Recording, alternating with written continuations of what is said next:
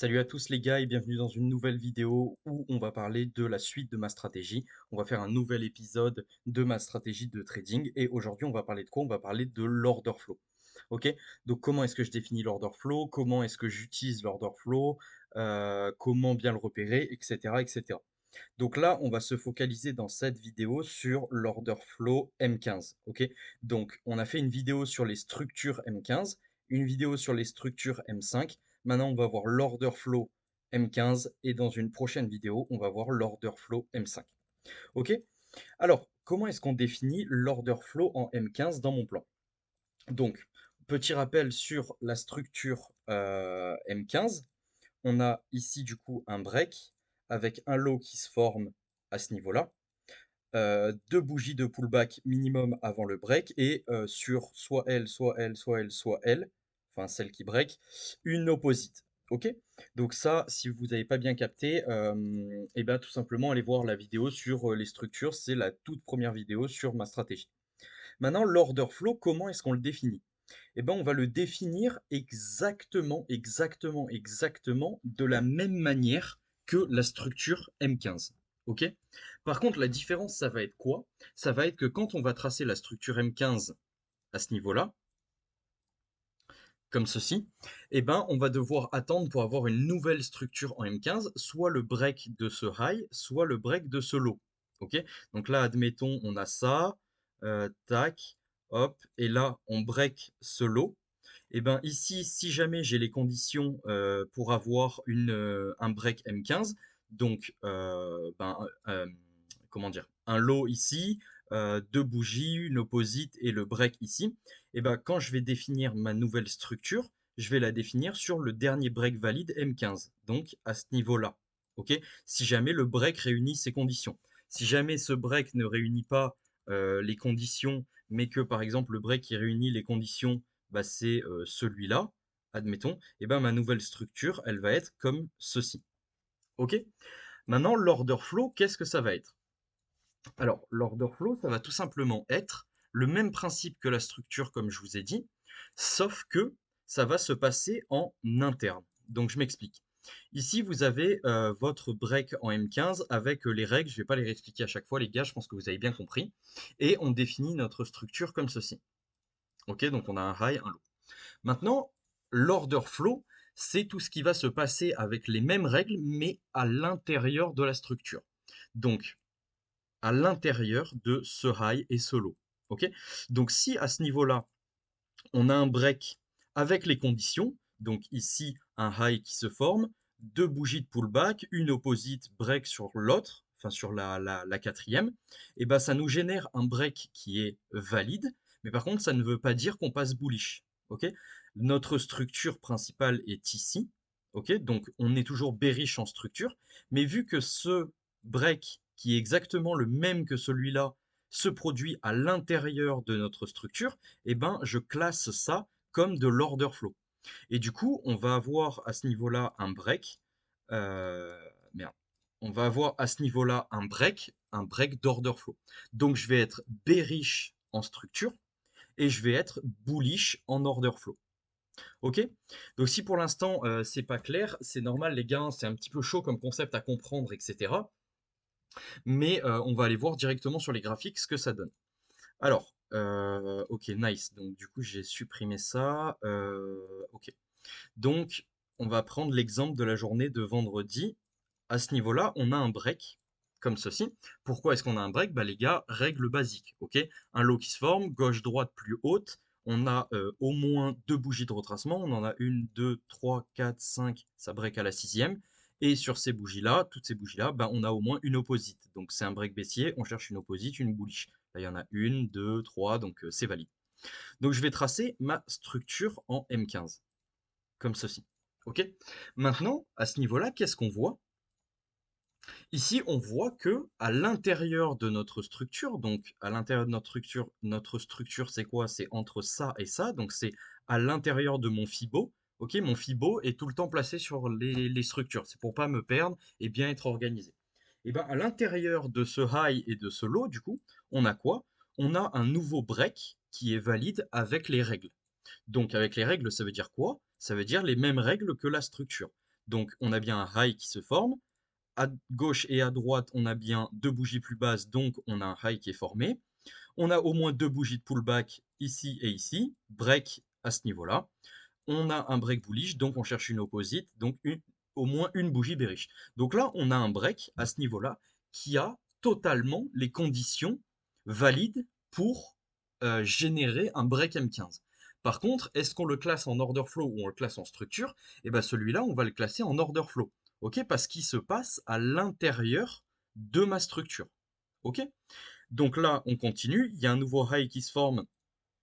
Il y a un break à ce niveau-là, mais celui-là n'est pas valide parce qu'on n'a pas deux bougies de pullback et pas d'opposite. Ok, on a une bullish, une bullish, une bullish. Et il nous faut deux bougies de pullback et une opposite. Donc ça, c'est pas un break valide. Ok, on continue, on continue.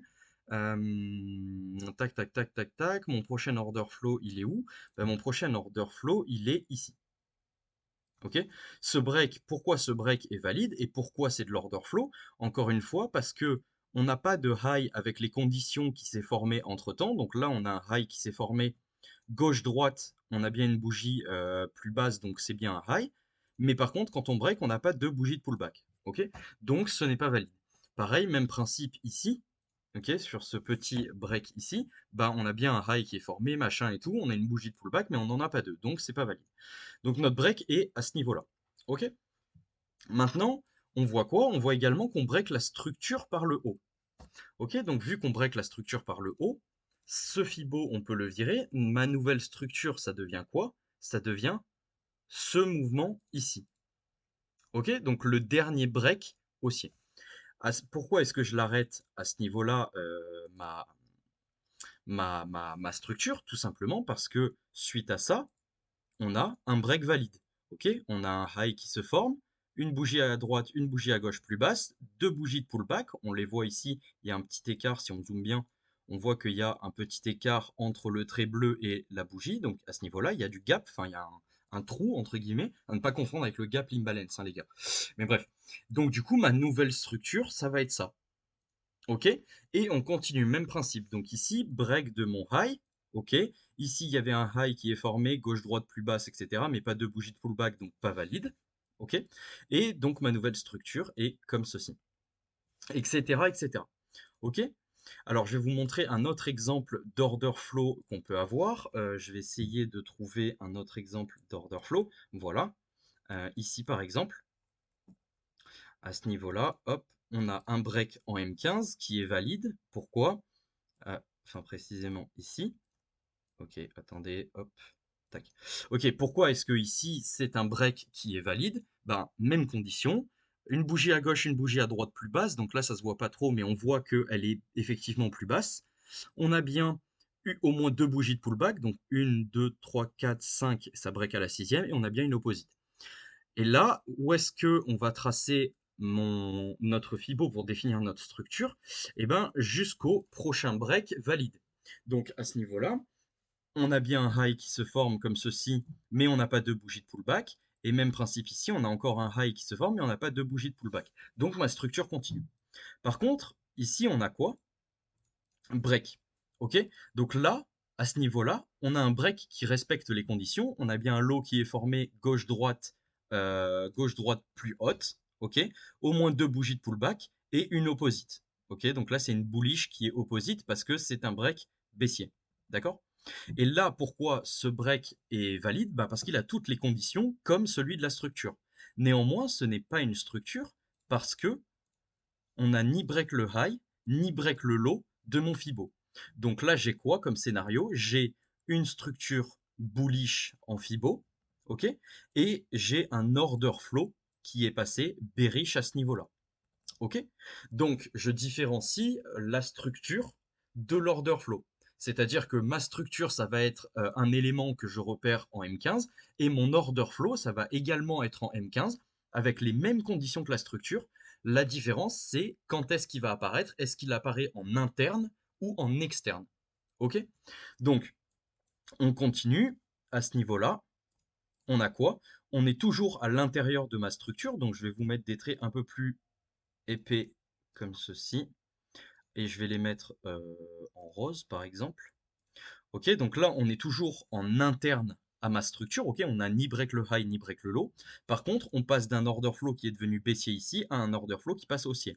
Pourquoi? Encore une fois, même condition. Un high, gauche-droite, bougie plus basse, au moins deux bougies de pullback. Ici, on voit qu'il y a trois bougies de pullback ici, ici et ici, parce qu'elles sont plus basses que le trait à ce niveau-là. Il y a un petit écart entre les deux.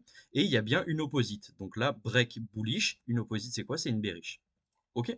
Donc là, on passe en order flow haussier. On voit quoi par la suite? On voit qu'on a le break de mon high. Donc ma nouvelle structure, ça devient quoi? C'est mon dernier order flow, comme ceci, jusque à mon prochain break. Donc à ce niveau-là, prochain break.